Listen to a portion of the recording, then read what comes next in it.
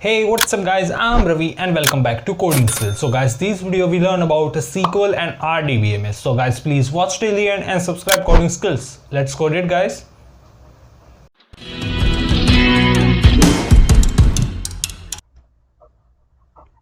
Why RDBMS? Database is a collection of information that is organized so that it can be easily accessed, managed and updated.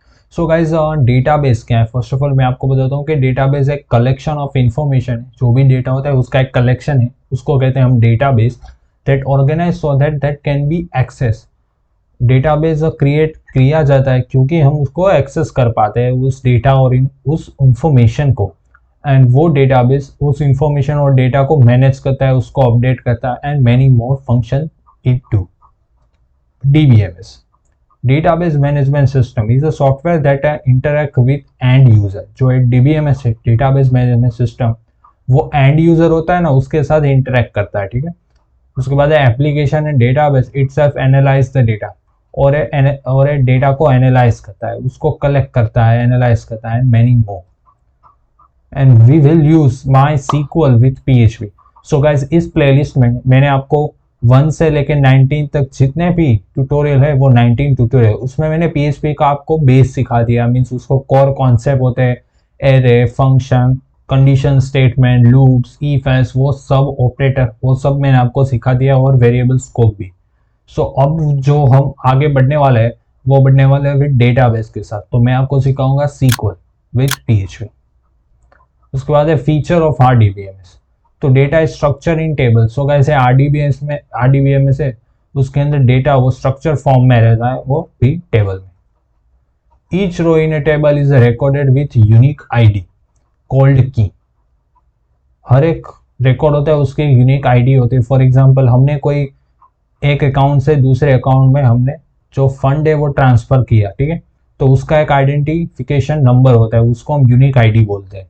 तो इसमें भी हर record होता है उसकी एक unique ID होती है, उसको हम की बोलते हैं. जैसे हमने एसोसिएटिव एरे में देखा था कि की वैल्यू पेयर, वो वीडियो आपने नहीं देखा तो आई बटन में आ रहा होगा, प्लीज जाकर देख लीजिए. वो वीडियो में मैंने आपको बता के रखा है कि जो एसोसिएटिव एरे है उसमें की वैल्यू पेयर आती है, तो इसमें भी जो यूनिक आईडी है उसको हम की कहते हैं. उसके बाद each table has some number of a column. जो जितने भी टेबल होता है उतने कॉलम होता है, ठीक है.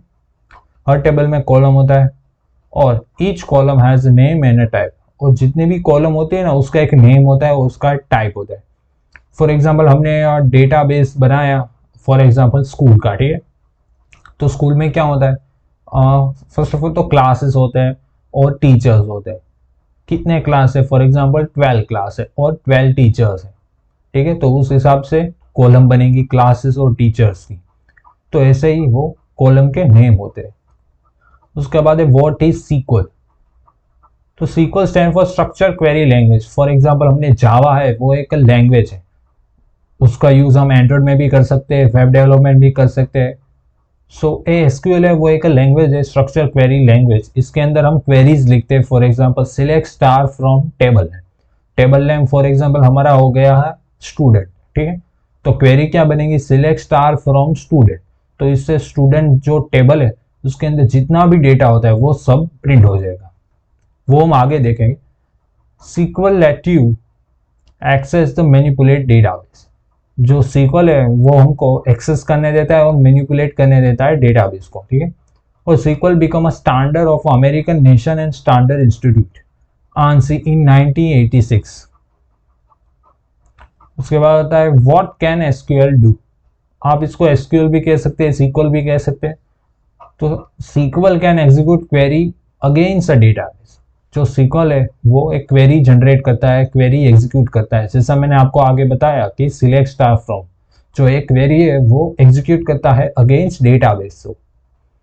उसके बाद है SQL can retrieve data from database. वो डेटाबेस से डेटा फेच कर सकता है, मीन्स रिट्राइव कर सकता है. SQL can insert, update, delete record in database. SQL है वो डेटाबेस में रिकॉर्ड इंसर्ट कर सकता है, मीन्स वो डेटा होता है वो फेच करके, कैप्चर करके उसमें उस डेटाबेस में वो ऐड कर सकता है, इंसर्ट कर सकता है. उसके बाद उसको अपडेट कर सकता है, डिलीट कर सकता है. SQL can create a new database and a new table. SQL होता है वो एक न्यू डेटाबेस भी क्रिएट कर सकता है और न्यू टेबल भी क्रिएट कर सकता है। फॉर एग्जांपल हम लेते हैं एक स्टूडेंट टेबल है, दूसरा हमने लिया एक फैकल्टी टेबल, ठीक है। फॉर एग्जांपल टीचर्स टेबल हो गया, तो वो जो स्टूडेंट टेबल है उसमें कितनी कॉलम आएंगी, फॉर एग्जांपल स्टूडेंट का रोल नंबर हो गया, ठीक है, उसका नाम हो गया, उसका मार्क्स हो गया, उसका रिजल्ट जो फाइनल में आता है वो ग्रेड, फॉर एग्जांपल हम ग्रेड ले लेते हैं, वो हो गया। और टीचर्स में क्या होता है, और टीचर्स की आईडी होती है, वो यूनिक होती है, जैसे हमने आगे देखा। और टीचर्स का नेम होता है और उसका सब्जेक्ट होता है। तो ऐसे वो अलग अलग टेबल बन सकते हैं डेटाबेस में। सो गाइस ये था हमारा SQL and RDBMS। So guys मिलते हैं अगले वीडियो में, और अगले वीडियो में हम देखेंगे कि डेटाबेस मींस PHP माई एडमिन क्या होता है, कैसे वर्क करता है, उसमें डेटाबेस और टेबल्स कैसे क्रिएट किए जाती है।